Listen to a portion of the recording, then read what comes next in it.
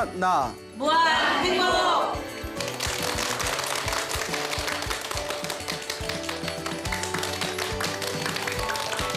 예, 만나서 반갑습니다. 반갑습니다. 예, 광우 스님이라고 합니다.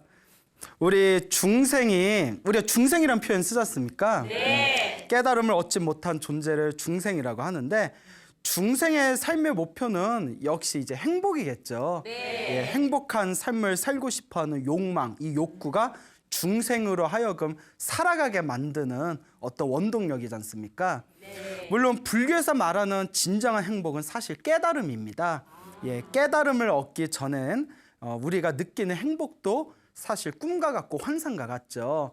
근데 많은 분들이 스님 꿈이라도 좋고 환상이라도 좋으니까 그냥 행복하게 그냥 즐기면서 살고 싶어요. 또 이런 말씀을 하시는 분들이 많습니다.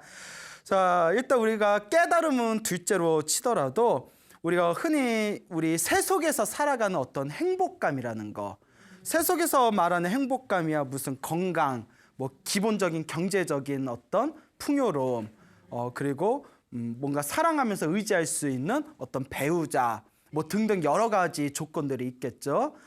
그래서 뭐 건강이든 혹은 무슨 뭐 제복이라고 하죠. 재물이든 권력이든 명예든 뭐 로맨스든 무언가 자기가 추구하는 어떤 행복감들이 있을 텐데 그 모든 것들은 사실 복이 있어야 성취가 된답니다. 복이 있어야 성취가 되는 거예요. 복 없는 사람들은 그러한 것들을 쉽게 성취하기가 어렵다고 합니다. 그래서 우리 주변에 보면 뭐 재복은 있는데 건강복이 없다. 뭐 이런 표현 쓰죠. 네. 또 나는 재복도 있고 건강복도 있는 것 같은데 부복이 없어. 우리는 맨날 부부 불화야. 뭐 이런 분들도 있을 거고 또 어떤 분은 부부복도 있고 무슨 재복도 다 있는데 무슨 건강복이 없다든가 등등 여러 가지 각자 자기에게 주어진 복이 저마다 틀리죠. 그래서 부처님께서 사실 복보다 중요한 것은 지혜라고 하셨습니다. 왜냐? 지혜가 있어야 올바르게 복을 지을 수 있거든요. 그래서 지혜를 바탕으로 원만하게 복을 지어야 된다라고 부처님께서 누누이 말씀을 하셨습니다. 그래서 부처님의 가르침은 인과 업보, 인과윤회설이지 않습니까? 우리가 태어나고 죽고 태어나고 죽는 것을 끊임없이 반복하고 있다. 깨달음을 얻기 전에는 끊임없이 생사의 윤회의 삶 속에서 계속 태어남과 죽음을 반복하고 있는데 태어나고 죽음 속에서 결국 그 모든 삶과 죽음의 수레바퀴 속에서 자기가 지은 업보대로 살아간다라고 부처님의 경전에서 한결같이 말씀하시고 계십니다. 내가 지은 업대로. 그러니까 복을 많이 지으면 행복한 삶이 이루어지고 그리고 악업, 좋지 못한 복을 짓지 않고 나쁜 짓을 많이 하면 뭔가 불행한 일이 많이 생긴다는 겁니다. 그런데 불교에서는 이번 생만 보면 안 된답니다. 이번 생만 보면 안 되고 전생에 지었던 업을 이번 생에 받고 이번 생에 또 지었던 업을 이번 생에 받는 경우도 있지만 다음 생에 받는 경우가 더 많다고 합니다. 그래서 전생의 업보에 의해서 이번 생에 살아가는 경우가 많고 이번 생에 지은 업보는 다음 생에 받는 경우가 많다라고 많은 선지식들께서 이야기를 하셨습니다. 그래서 우리는 살아가면서 아이고 내가 지금 좀 사는 게 행복하다 싶은 분들은 아이고 내가 전생에 복을 많이 지었나 보구나. 이렇게 스스로의 마음을 돌아볼 줄 알아야 되고 또 이번 생에 나쁜 짓을 하는 사람이 있으면 반드시 다음 생에라도 그 나쁜 짓한 업보를 내가 받을 수밖에 없을 거라는 그런 두려워하는 마음으로 자기 자신을 성찰해 볼 수가 있어야 됩니다. 근데 사람들이 이런 인과 업보를 잘 믿을까요? 안 믿을까요? 예, 안 믿어요. 믿으면 얼마나 사람 사는 세상이 정직하고 믿음이 가득하겠어요. 그런데 사람에게 사기치고 나쁜 짓하고 누군가를 괴롭히는 사람들은 자기가 지은 업보를 언젠가 자기가 받는다라는 것을 믿지 않기 때문이죠. 자, 그래서 부처님께서는 항상 우리 중생들에게 중생들아 행복하게 살고 싶냐? 그러면 복을 많이 지어라. 착한 업을 많이 지어라. 선업을 많이 쌓아라. 공덕을 많이 쌓아라. 항상 팔만대장경에서 말씀하시고 계십니다. 그리고 불교에서 가장 중요한 핵심은 지혜입니다. 결국 깨달음의 종교이기 때문에 지혜지만 또 한편으로 부처님의 말씀을 가만히 공부해 보면 요 지혜도 복이 있어야 지혜를 닦을 수가 있답니다. 복보다 지혜가 중요하지만 지혜도 복이 있어야 닦을 수 있다라는 것을 우리가 가만히 고민하고 사유해 본다면 결국 복이라는 것이 우리가 어떤 일을 성취하는 데 있어서 가장 중요한 뿌리가 되겠구나라는 것을 판단해 볼 수가 있을 것입니다. 근데 사람들한테 복 지으세요, 선업 지으세요 하면 어떻게 복을 지어야 되나 선업을 지어야 되나 잘 모르시는 분들도 계시겠지만 또 막상 뭘 하려고 하면 막 쑥스러워하거나 이게 진짜 효과가 있나 싶기도 하고 네, 또 이렇게 좀 이렇게 갈팡질팡 하시는 분들이 계십니다. 부처님의 경전에 보면 재미난 이야기가 굉장히 많은데 부처님께서 이제 부처님의 법을 널리 펼치다 보니까 부처님 당시에 이제 먼 지방에 있는 신도들은 부처님을 실제로 볼 기회가 별로 없지 않습니까? 그러니까 부처님의 제자들에게 부처님께서 이렇게 머리카락을 잘라주셨답니다. 그래서 요 머리카락으로 탑을 세워라. 부처님 살아생전에는 부처님의 머리카락이나 부처님이 입고 계시던 가사, 그 승복으로 이렇게 탑을 짓는 경우가 있었다고 합니다.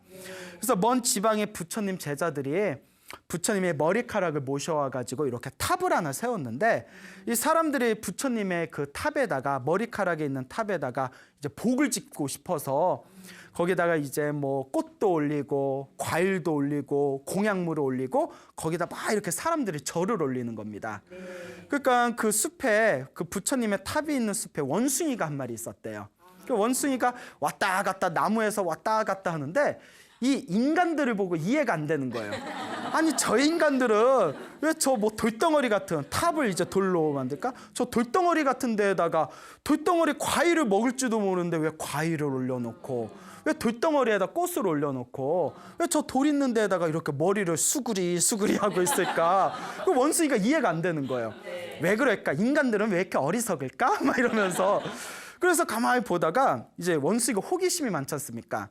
하루는 호기심이 나서 자기도 이렇게 자기가 먹으려고 남겨둔 나무 열매를 몇 개 가져다가 사리탑에다가 이렇게 올려놓고 사람들 이렇게 절을 하는 그 흉내를 내면서 이렇게 탑에다가 절을 하는 그런 흉내를 막 냈대요. 그러니까 뭐 원숭이가 절을 제대로 하겠어요? 하여튼 나무 열매를 올려놓고 막 절을 한답시고 뭐 엉덩이 번쩍 들고 고개를 막 수그리고 하니까 사람들이 보니까 귀엽잖아요. 그래서 사람들이 어머어머 봐라 원숭이도 부처님한테 저렇게 과일 올리고 절을 하네. 사실 뭐 원숭이가 알고 올렸겠어요? 어머 잘한다 하니까 그 칭찬은 고래도 춤추게 한다고 하잖아요. 그 원숭이가 사람들이 자기 보고 막 좋아라 웃고 떠들고 하는 거 보니까 원숭이도 괜히 기분이 업된 거예요. 내가 여기 나무 열매 올려놓고 절하는 거 흉내냈더니 사람들이 좋아하네 하니까 원숭이가 가뜩이나 업된 존재인데 거기서 더 업이 돼 버렸어. 그래서 막 좋다고 사람들이 막 자기 보고 막 좋아라니까 자기도 좋다고 나무를 막 뛰어다니다가 너무 흥분한 나머지 여러분 원숭이도 나무에서 떨어진다는 말 들어보셨죠? 너무 흥분을 해가지고 나무에서 떨어져서 죽어버렸어요. 예, 너무 어떻게 불쌍하죠. 예, 그 똑 하고 이제 나무에서 떨어져서 죽었는데 사람이 너무 흥분하면 안 돼요. 그러니까 원숭이가 죽고 나서 정신을 차려보니까 하늘세계 천신으로 태어난 거예요. 하늘세계 신으로 태어난 거예요. 그 원숭이가 이렇게 하늘세계에서 이렇게 쾌락을 누리면서 살다가 나는 전생에 어떤 복을 많이 줬길래 하늘세계 신으로 태어났나라는 생각이 듭니다. 그래서 하늘세계 신들은 천안통이 있답니다. 천안통이 있어서 자기 전생에 무엇이었는지를 볼 수가 있대요. 하늘세계의 어떤 신들이 가지고 있는 눈의 힘이죠. 내 전생에 뭐였나 무슨 복을 많이 줬나 하고 전생을 봤더니 복은 개뿔 그냥 원숭이였는데 그냥 못생긴 원숭이였는데 뭐 나무에서 뛰놀다가 똑 하고 떨어져서 죽은 거예요. 아니 내가 전생에 원숭이였다는 것도 충격이지만 내가 특별히 복을 지은 것도 없는데 내가 어떻게 하늘세계 신으로 태어났을까 하고 가만히 자기의 전생에 들어봤더니 그때 부처님의 머리카락을 모셔놓은 사리탑에다가 나무 열매를 올려놓고 절을 하는 흉내를 낸 공덕으로 하늘세계 천신으로 태어난 거예요. 와 가성비 예? 가성비를 따져봐도 야 굉장한 거죠. 예? 아니 그거 좀 올려놓고 절 흉내 좀 냈다고 그러니까 내가 부처님의 은혜가 아니었으면 내 부처님의 은혜가 아니었으면 내가 어찌 이 하늘세계에 태어날 수 있었겠는가. 그 부처님께 내가 인사를 드려야 되겠다 하고 인간 세상을 다 하늘의 눈으로 본 뒤에 부처님이 계신 사원에 그 밤늦게 싹 내려옵니다. 근데 하늘세계 신들은 하늘에서 내려와도 인간들을 잘 볼 수가 없답니다. 몸이 너무나 투명했고 밝아가지고 볼 수가 없고, 그러니까 하늘세계 신들이 지상에 내려오면 몸에서 빛이 난대요. 환한 빛이 나기 때문에 밤에 부처님이 앉아 계시는 부처님 처소에 하늘세계 신이 전생의 원숭이였던 하늘세계 신이 딱 내려와서 부처님께 인사를 올리고 부처님께 이제 설법을 듣게 됩니다. 그러니까 하늘세계 신이 내려오니까 부처님 방안이 환하게 밝았을 거 아니에요. 그 제자들이 오늘따라 부처님 방이 왜 이렇게 환하지? LED로 바꾸셨나? 예? 그때는 LED가 없었겠죠. 등을 바꾸셨나? 그 다음에 이제 부처님의 제자들, 불제자들이 부처님이 이제 낮에 설법을 할 때 질문을 던집니다. 거룩하신 세존이시여, 어젯밤에 부처님 처소에 환한 불이 환하게 밝아오던데 이게 어떤 인연입니까? 하니까 부처님께서 자초지종을 설명해 주십니다. 나의 제자들아, 과거 전생에 원숭이가 한 마리 있었는데 부처님의 머리카락을 담아놓은 사리탑에다가 나무 열매를 올려놓고 사람들의 절을 하는 걸 흉내냈던 그 공덕의 힘으로 하늘세계 천신으로 태어났다. 그래서 그 은혜 때문에 너무나 고마운 나머지 나에게 인사하기 위해서, 부처님에게 인사하기 위해 여기에 내려오면서 그렇게 환한 그런 불빛이 뿜어져 나온 것이다. 이런 이야기를 하니까 불제자들이 부처님 믿을 수가 없습니다. 원숭이가 고작 장난으로 나무 열매 하나 올려놓고 그 사람들이 절하는 거 저 몇 번 흉내낸 걸로 어떻게 하늘세계 천신으로 태어날 수 있단 말입니까? 그렇잖아요. 네. 제가 읽어봐도 어머 좀 오버다. 예? 아무리 신도들한테 포기하는 것도 좋지만 너무 오버다 이렇게 생각하고 저도 그런 생각을 했는데 밑에 부처님이 그 이야기를 듣고 다음과 같이 말씀하십니다.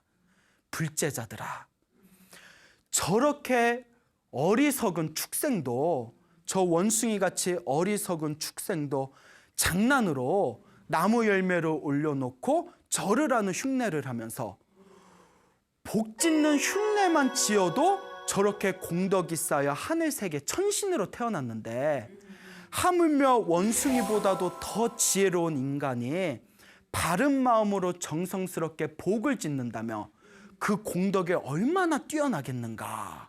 그러니 마땅히 이번 세상에 사람으로 태어나기 어려우니 이번 세상에 사람으로 태어나 불법을 만났으니 이번 세상에 정성스러운 마음을 가지고 복을 짓는다면 반드시 크나큰 공덕을 성취하게 될 것이다 라는 이야기가 경전에 나오고 있습니다.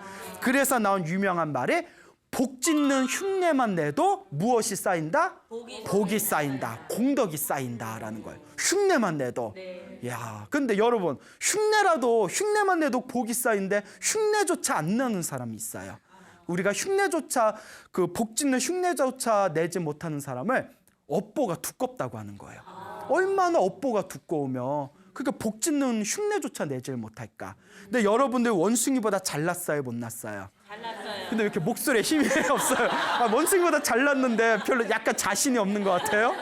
원숭이보다 훨씬 우리가 지혜롭고 잘났잖아요. 네. 하물며 원숭이보다 잘난 우리가 어찌 복을 짓는데 게을리할 수 있겠는가라고 부처님께서 말씀하시고 계십니다. 이와 같은 비슷한 이야기가 있습니다. 그 부처님 제자 중에 한 분께서, 어느 스님께서 깊은 숲에 들어가서 혼자 이제 나무에 열린 열매를 따먹으면서 이렇게 참선을 하시면서 마음 닦는 수행을 하셨답니다. 그래서 이렇게 가부좌를 타고 이렇게 참선 자세로 마음 닦는 수행을 하셨는데 그 근처에 원숭이가 있었대요. 근데 이제 스님께서 마을에서 탁발을 갔다 오거나 무슨 나무 열매 같은 걸 따고 이렇게 음식을 드실 때 그 원숭이가 앞에서 왔다 갔다 하면 스님께서 가끔씩 음식을 이렇게 던져줬대요. 그래서 짐승들은 뭐니 해도 먹을 거 주는 사람 좋아하지 않습니까? 그래서 그 스님을 굉장히 잘 따랐다고 합니다.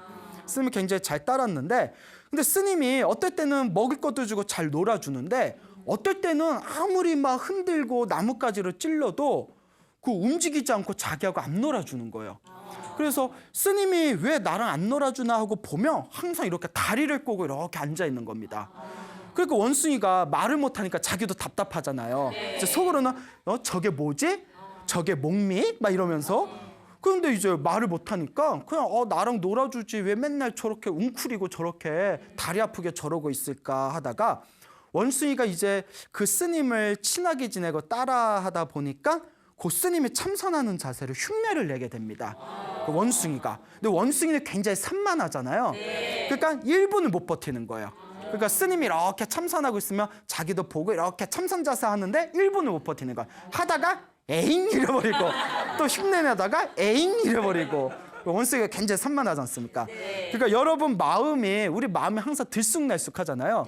들쑥날쑥, 들쑥날쑥. 그래서 불교에서는 이 마음을 잘 다스리는 게 불교의 핵심 수행이라고 합니다. 근데 마음이 잘 다스려져요, 안 다스려져요?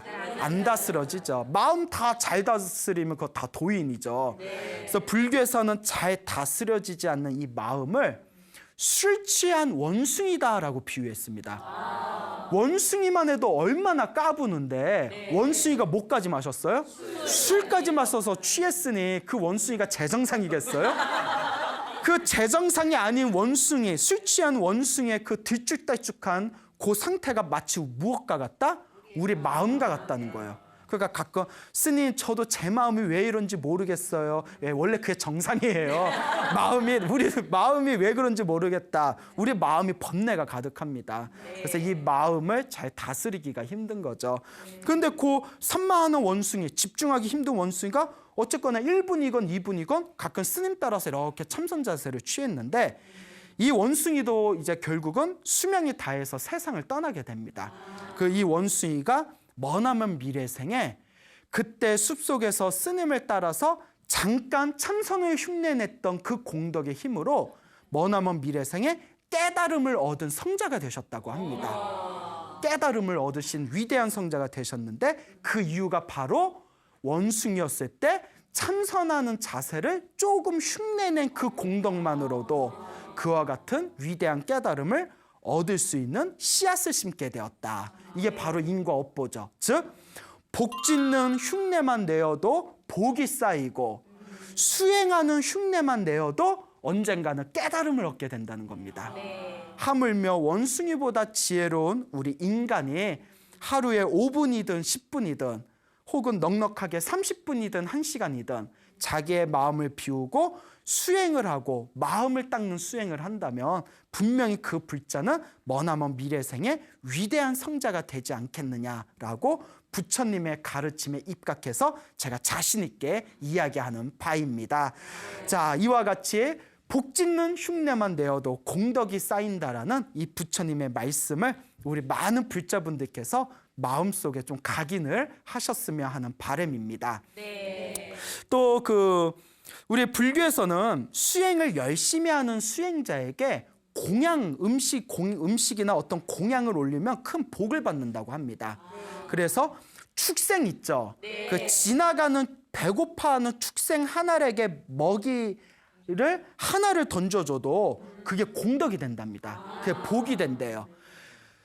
땅바닥을 지나다니는 축생에게 먹이 하나를 던져줘도 복이 되는데 하물며 계율이 청정하고 수행을 열심히 하시는 분에게 공양을 올린다면 그 공덕이, 그 복이 얼마나 더 크겠는가라는 가르침이 우리 불교에서 전해지고 있는 거죠. 그래서 옛날에 인도에서는 그래서 복 짓고 싶어하는 사람들이 항상 자기들이 다음 생에 더 큰 복을 얻고 싶어서 다음 생에 천상계에 태어나거나 인간으로 태어나도 부귀영화를 누리고 싶어서 열심히 수행하는 수행자에게 복을 짓기 위해서 공양을 올리는 그런 문화가 오랫동안 발달이 되어 있습니다. 자, 그래서 그 당시에 부처님 제자 중에 위대한 깨달음을 얻으신 도인 스님이 계셨대요. 이 도인 스님이 계셨는데 그때 그 나라에 어느 굉장히 가난한 농부가 살고 있었다고 합니다. 이 가난한 농부가 자기 앞마당 앞들에 아주 그냥 풍성한 그 포도가 이렇게 몇 송이가 열렸대요. 그 포도가 이렇게 몇 송이가 열렸는데 그 포도를 보면서 내가 지금 이번 생에 이렇게 가난하고 힘들게 사는 것은 전생에 복을 안 지어서 그렇다. 그러니 요 맛있어 보이는, 제일 맛있어 보이는 이 포도를 내가 그 깨달음을 얻으신 도인 스님에게 내가 공양을 올려야 되겠다. 이렇게 마음을 품고 있었는데 아무리 공양을 올리고 싶어도 자기 차례가 안 오는 거예요. 왜 안 왔냐? 부자들이 서로 복을 짓겠다고 스님을 서로 모셔가는 바람에 그 가난한 사람은 이제 힘이 부족해서 자기는 이제 감히 모실 수가 없는 거예요. 그래서 그 지방의 그 나라의 굉장히 큰 부자가 그 도인 스님을 모셔다가 한 달 동안 자기가 한 달 동안 공양을 독점해서 올리게 됩니다. 이제 독점 공양이죠. 우리 상도에 어긋나죠? 예, 혼자서만 그렇게. 그래서 한 달 동안 공양을 독점으로 공양을 올린 뒤에 한 달이 지나고 나서야 가까스로 이제 도인 스님께서 이제 마을을 지나가게 되었을 때 그 도인 스님을 가난한 농부가 도인 스님을 딱 마주하게 됩니다. 아, 이제 도인 스님을 뵙게 되겠구나. 그래서 스님한테 딱 가서 스님 혹시 시간이 되신다면 저희 집에 잠깐 가주실 수 없겠습니까? 이러는 거예요. 그 스님이 뭐 도인 스님이 뭐 남는 게 시간이니까 네, 저 오늘 시간 풀이에요. 이러면서 그래서 이제 신도가 집에 모시겠습니다 해서 이제 도인 스님이 싹 이렇게 따라가셨어요. 그래서 비록 가난한 집이지만 그 가장 그래도 양명한 자리에다가 스님을 다 모신 뒤에 기다리던 가장 풍성하고 푸짐해 보이는 이제 포도를 따가지고 깨끗하게 닦아서 그 도인 스님에게 이렇게 올립니다. 스님, 제가 이번 생에 이렇게 가난하게 사는 거는 전생에 복을 안 지어서 그런가 봅니다. 제가 가진 건 없지만 보잘것없더라도 요 포도를 받아주시옵소서 하고 포도를 다 공양 올려요. 그러면서 한 달 동안 그렇게 올리고 싶었는데 한 달이 지나서야 이제야 이 포도를 올립니다 하니까 도인 스님이 다 이렇게 합장을 하시고 그대가 바라는 대로 뜻대로 이루어지소서 하고 축원을 해주면서 항상 스님들의 공양을 받고서는 원래 축원을 해주는 겁니다. 그 신도가 잘 되기를 바라는 마음으로 순수한 마음으로 축원을 해주는 거죠. 그러면서 요 도인 스님이 나는 한 달 동안 당신에게 포도를 공양받았어 이러는 거예요. 그리고 깜짝 놀라서 아니 포도를 오늘 처음 뵙고 오늘 처음 드리는데 제가 언제 한 달 동안 포도를 드렸습니까? 하니까 한 달 전부터 이 나에게 포도를 올려야 된다라는 그 간절한 마음 때문에 한 달 동안 포도를 올린 공덕이나 다름이 없습니다 하는 거예요. 그 농부가 얼마나 감동스러워요. 예? 그 힘들게 제가 참 보잘것없는 맨날 부잣집에서 좋은 음식만 드시는 스님에게 이렇게 보잘것없는 포도를 드리는 것도 미안해 죽겠는데 그렇게까지 참 그런 말로 저의 마음을 위로해 주시니 너무나 감사드립니다 하니까 딱 도인 스님이 하시는 말씀이 우리 스님들이 탁발을 하는 이유는 좋은 음식을 얻어먹기 위해서 다니는 게 아닙니다. 신도들이 복을 짓게 하기 위해서 일부러 얻어먹으러 다니는 겁니다. 그리고 지금 저의 말은 당신을 위로해 주기 위한 말이 아닙니다. 이것은 진실입니다. 정성스러운 마음만 있으면 마음에 정성스러운 그런 마음만 있다면 내가 저분에게 공양 올려야지 하는 정성스러운 그 마음만으로도 이미 공양을 올린 거나 다름이 없습니다. 마음이 중요한 것입니다 라고 도인 스님이 그렇게 법을 설합니다. 그러면서 이 우리 불교에서는 다음과 같은 가르침이 나오죠. 그냥 내가 아무것도 드릴 게 없어도 그냥 정성스러운 마음으로 내가 복을 짓기 위해서 공양을 올려야지 복을 지어야 되는데 라는 정성스러운 마음만 있어도 이미 복을 지은 거나 다름이 없고 공양을 올린 거나 다름이 없는데 하물며 정성스러운 마음으로 자그만 거라도 그것을 실제로 공양 올릴 수 있다며 그 공덕은 얼마나 더 뛰어나지 않을 수 있겠는가라는 부처님의 가르침이 나오고 있는 것입니다. 자, 그렇지만 항상 중요한 거는 정성스러운 마음입니다. 근데 어떤 불자가 어떤 신도분이 정성스러움이라는 그 단어는 잃어버리고 언젠가 올려야 되는데 아유 알아서 올리겠지 뭐 이런 식으로 이런 마음에 정성이 있어요 없어요? 없죠. 그런 깍쟁이 같은 마음에는 그 공덕이 서리는 게 아니라 당장 올리지 못한다 하더라도 정말 간절하게 내가 올려야 되는데 내가 정성스럽게 내가 올려야 되는데 라는 마음이 간절하고 사무친다면 이미 올린 거나 다름없다 라는 부처님의 말씀이 전해지고 있습니다. 그래서 부처님의 법이라는 것은 중생들을 이익되게 하는 가르침입니다. 무언가 탐욕을 일으키고 욕망을 채우기 위한 종교가 아니라 우리 이 사바세계에 있는 모든 중생들을 깨달음의 길로 인도하는 것이 바로 불교이고, 또한 중생들로 하여금 행복한 길을 창조할 수 있는 복을 짓게 하는 길이 바로 불법의 길이다라는 것을 우리가 명심할 필요가 있습니다. 여러분, 얼마나 좋습니까? 정말 내가 뭐 아무것도 가진 게 없을 때 마음만이라도 내가 공양을 올리겠다라는 정성스러운 마음만 일으켜도 공양을 올린 거나 다름이 없다고 하니 세상에 이런 종교가 어디에 있겠습니까? 그래서 저는 항상 이번 생에 불법을 만났다는 것에 대해서 항상 감사함과 은혜를 느끼는 것 같습니다. 세상 어느 종교를 봐도 우리 불법같이 쿨한 종교가 없다. 예?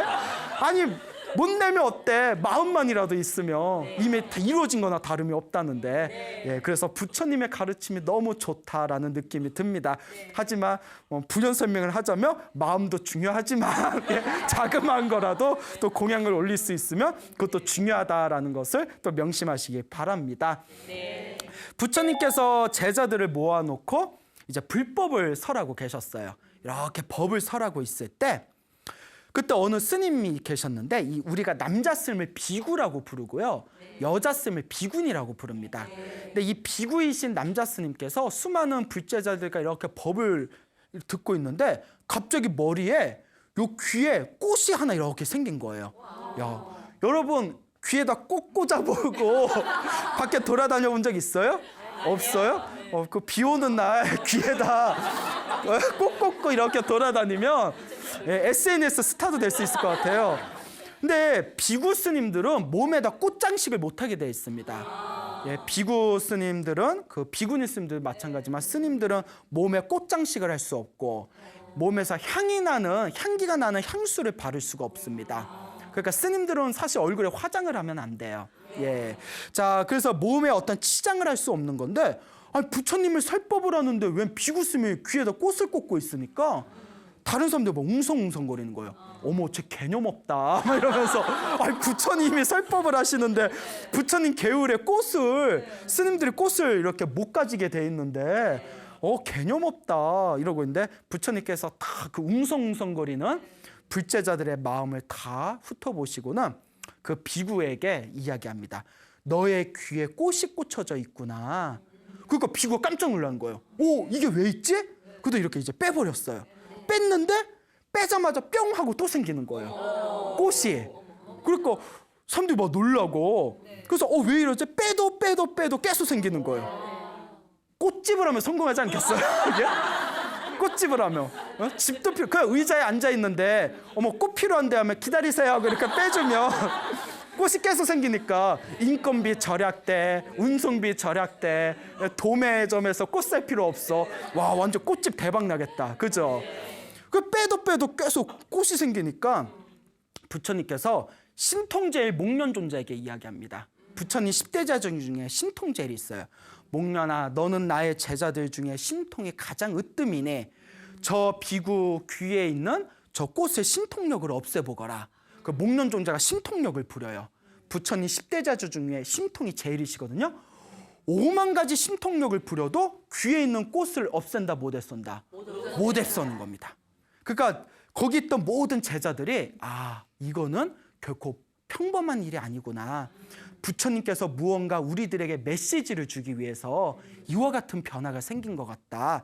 그래서 제자들이, 부처님, 저 비구의 귀에 꽃이 자꾸 생기는 것은 무언가 머나먼 과거 전생에 인연이 있는 것 같습니다. 부디 저희에게 그 인연법을 설하시와 저희들의 마음이 밝아지게 해주십시오 하고 법을 청하게 됩니다. 그때 부처님께서 다음과 같이 말씀하십니다. 머나먼 과거 전생에, 지금이 석가모니 부처님이 출현한 시대잖아요. 석가모니 부처님 전에 가섭 부처님이 있었고, 가섭 부처님 이전에 또 수많은 부처님들이 계셨는데, 머나먼 과거 전생에 유의불이라는 부처님이 계셨어요. 유의불. 이 유의불 부처님 시대 때 어느 술 취한 남자가 있었답니다. 술 취한 남자가 이제 그 벚꽃 구경하러 이제 소풍을 가요. 소풍에서 친구들하고 막 이렇게 술 마시다가 술에 얼큰에 취해가지고 이제 자기 마누라한테 갖다 주려고 우리 마누라한테 꽃 선물 갖다 줘야지 하고 이렇게 꽃을 이렇게 주머니에다 이렇게 챙겨가지고 비틀비틀 지나가는데 저 동산에 사람들이 우글우글 모여 있는 겁니다. 그래서 사람들이 왜 이렇게 모여 있지 하고 보니까 거기에 유의 부처님께서 이름이 이제 유의라는 이름의 부처님이세요. 유의불께서 중생들에 다 법을 설하고 계시는 거예요. 복을 지어라, 선업을 지어라, 공덕을 쌓아라, 법을 설하고 이 생사윤회에서 벗어나는 깨달음의 길을 추구해라, 지혜를 깨달아라, 이렇게 법을 설하니까 이 술 취한 사람이 술이 취한 상태에서도 야, 부처님 설법이 너무 좋구나라는 생각이 들면서 그냥 가기 뭐해가지고 주머니에 자기가 있는 꽃을 부처님한테 이렇게 올리고 갔답니다. 부처님한테 비틀비틀 술 냄새 팍팍 풍기면서, 그것도 민폐예요. 술 냄새 팍팍 풍기면서. 아니 저도 가끔 이렇게 전철 타고 지하철 타면 가끔 볼 일이 있고 어디서 이렇게 강의 같은 거 잠깐 뭐 듣거나 그러면 저녁에 좀 늦을 때 지하철 탈 때가 있거든요. 그러면 어떤 할아버지가 이렇게 취하셔가지고 계속 저를 쳐다보세요. 계속 쳐다보세요.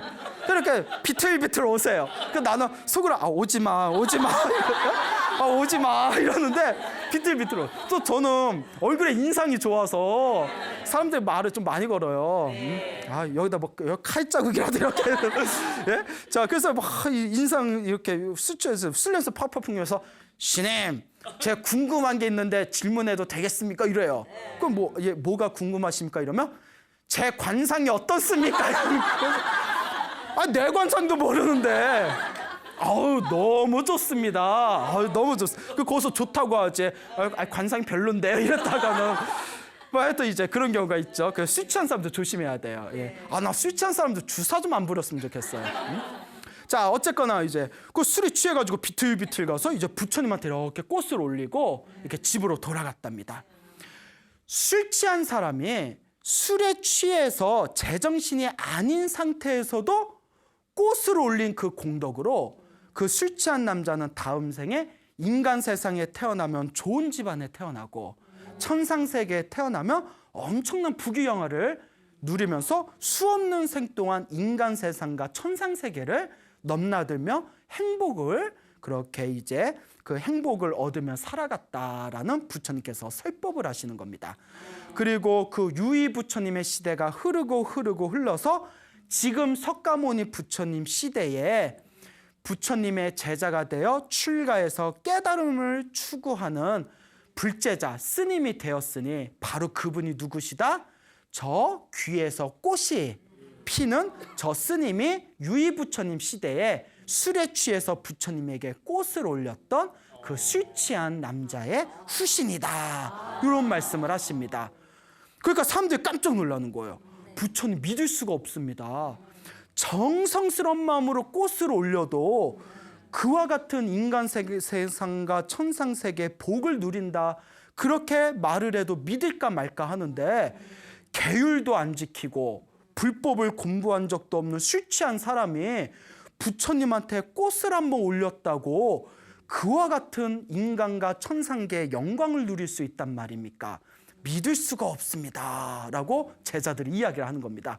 그래서 저도 그 부분 읽다 보면서 또 역시 드는 생각에 너무 오버다.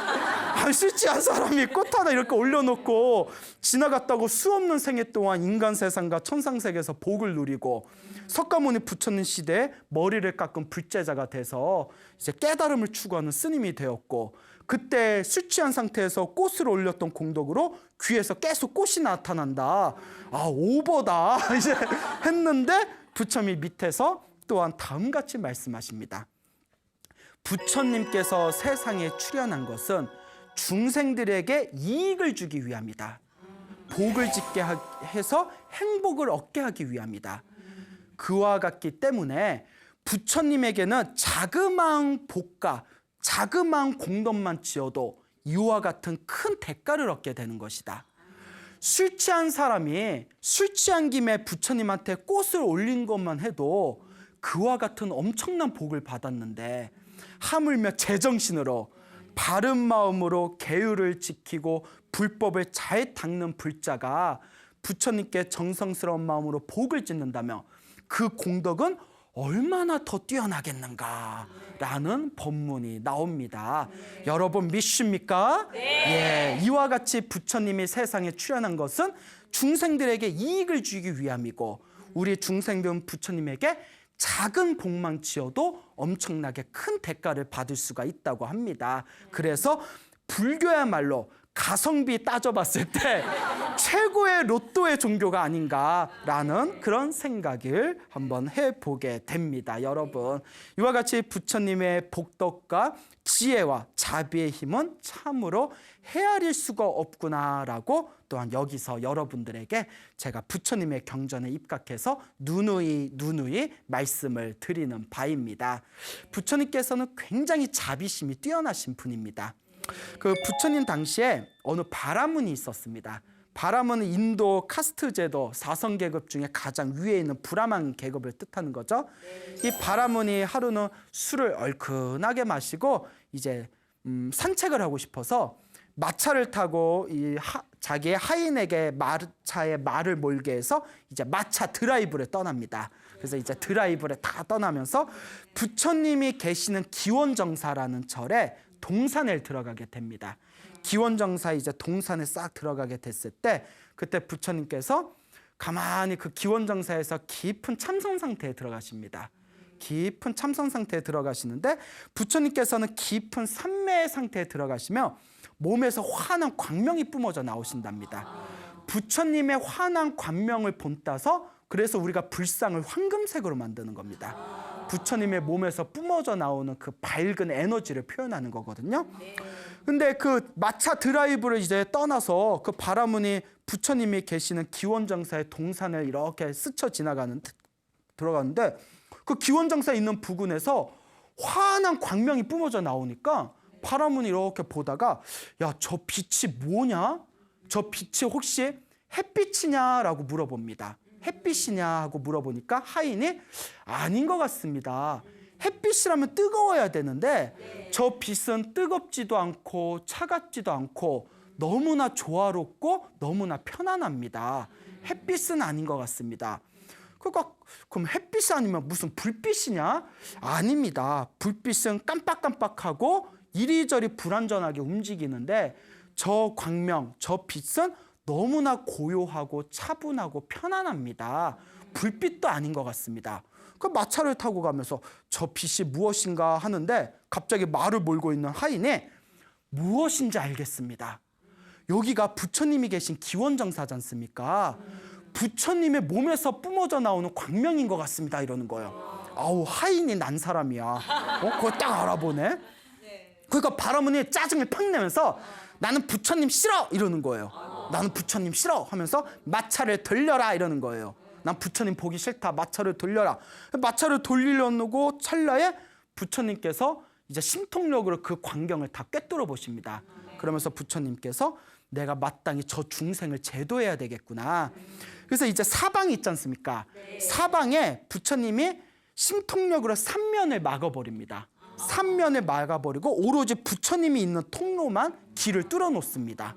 그 하인이 마차를 틀어야 되는데 틀지 못하고 삼면이 다 막혀서 부처님이 있는 쪽만 길이 열려 있습니다. 어쩔 수 없이 이 길로 가야 됩니다.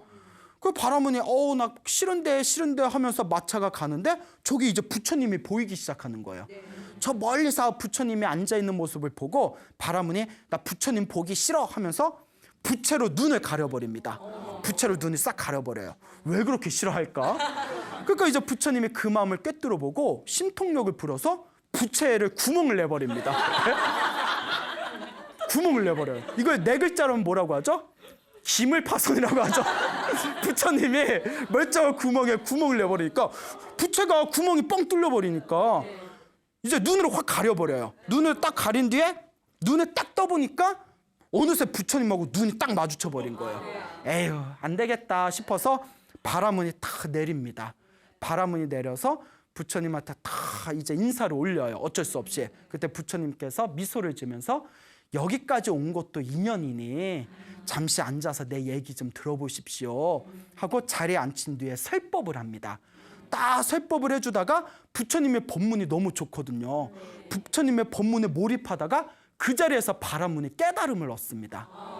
부처님의 가르침을 듣고 깨달음을 얻은 바라문이 그 자리에서 절을 올리면서 눈물을 흘리면서 제가 부처님의 빗줄기를 보고 부처님이 싫어서 부처님께 등을 돌려 제가 다른 곳으로 도망가려고 했는데 등을 돌려 도망가는 중생조차 붙잡아서 이렇게 자상하고 자비스러운 마음으로 저와 같은 중생을 깨달음의 길로 인도하니 하물며 부처님을 한결같이 바라보는 불제자들에게 부처님은 얼마나 더 위대한 가피를 그 불제자에게 주지 않을 수 있으시겠단 말입니까? 하면서 부처님에게 삼배로서 눈물로 참회를 합니다. 이와 같이 부처님께서는 당신을 싫어해서 등을 돌려서 도망가는 중생들조차도 자비로서 다 섭수하신다라는 그런 내용이 경전에 나오고 있습니다. 여러분, 자, 여러분 오늘 몇 가지 이야기를 들었습니다. 첫 번째 원숭이 이야기를 들려드리면서 복 짓는 흉내만 내어도 공덕이 쌓인다. 그러니 우리가 부지런히 복을 지어보자라는 말씀을 드렸고, 그리고 두 번째 포도 이야기 들었죠. 내가 공양을 실제로 못 올려도 정성스러운 마음을 일으킨 것만으로도 공양을 올린 거나 똑같은 효과를 일으키게 된다라고 또 말씀을 드렸습니다. 또 세 번째에서는 그 귀에 꽃을 꽂은 스님의 이야기를 하면서 술 취한 사람이 장난으로 부처님께 꽃을 올려도 그 공덕에 한량이 없는데 하물며 정성스러운 마음으로 불제자가 부처님께 공양을 올리고 복을 짓는다면 그 공덕이 얼마나 더 훌륭하겠는가라고 말씀을 드렸고, 마지막에는 마차를 타고 도망가는 바라문을 끝까지 자비로서 붙잡아서 그 중생을 깨달음의 길로 인도하는 부처님의 거대한 포용력에 대해서 말씀을 드렸습니다. 여러분, 이번 생에 사람으로 태어나기 어렵고 불법을 만나기 어렵다고 합니다. 우리 불자분들께서는 이번 생에 사람으로 태어났고 이번 생에 불법을 만나게 되었으니 이번 한 생 정말 우리가 복 짓는 흉내라도 한번 열심히 내봐야 되지 않겠는가, 이렇게 간절히 제가 말씀을 드리고 싶습니다. 여러분, 행복해지고 싶습니까? 네. 행복한 삶을 창조하고 싶습니까? 네. 복을 지으십시오. 선업을 지으십시오. 공덕을 쌓으십시오. 복과 선업과 공덕의 힘이 여러분들을 진정한 행복의 길로 이끌어 줄 것입니다. 여기서 마치겠습니다. 소중한 나 무한 행복.